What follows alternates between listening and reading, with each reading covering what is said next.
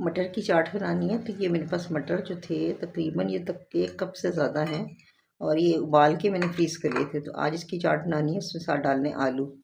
आलू ऑप्शनल है, मर्ज़ी है डालें ना डालें।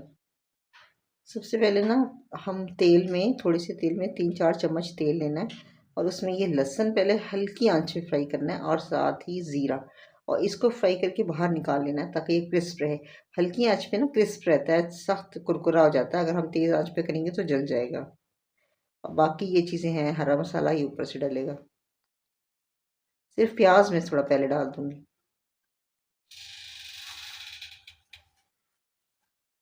अब ये मैंने निकाल लिया है, 1 मिनट। ये देखिए, ये मैंने लहसुन और ज़ीरा निकाल लिया है ताकि क्रिस्प रहे, बाकी ये निकल नहीं सका। तो अब इसमें चूँकि मटर फ्रीज़ है ना, तो मटर डाल देंगे और ये कि पिघल जाए। अब जब मटर और पिघल जाएंगे ना और थोड़े कले जाएंगे तो इसमें हम प्याज तो डाल देंगे और उसके बाद ये डालेंगे नमक और थोड़ी सी मिर्चें और ये इमली का रस, नींबू, धनिया, हरी मिर्चें, ये आखिर में डालेंगे। ये मटर हो गए तो अब इसमें हम डालेंगे पहले प्याज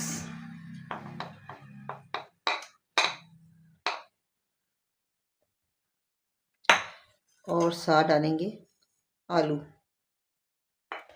और इन नमक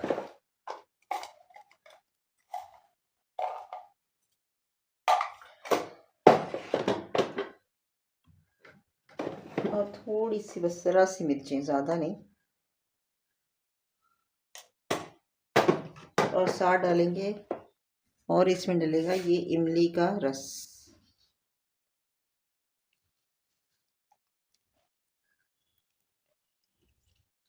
अब इसको हम दोबारा गर्म कर लेंगे। अब इसमें धनिया, गरम गरम में ही धनिया, मिर्चें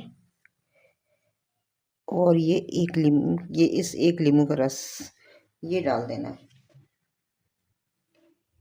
इसको मिक्स कर लेंगे अच्छी तरह, मिक्स कर लेंगे और हल्का सा बस चूल्हा तेज़ चला के ना, थोड़ा सा बस थोड़ा चला के, और इसको हम उतार लेंगे। अब ये चाट तैयार है। ये जो हमने लहसुन और ज़ीरा उठाया था ना, अब ये बस इस पे ये छिड़क देंगे थोड़ा थोड़ा। इसके मुंह में आता हुआ अच्छा लगेगा, इसलिए पहले निकाला था कि वरना ये नरम पड़ जाता। अब ये क्रिस्पी रहेगा। मटर की चाट तैयार हो जाती है।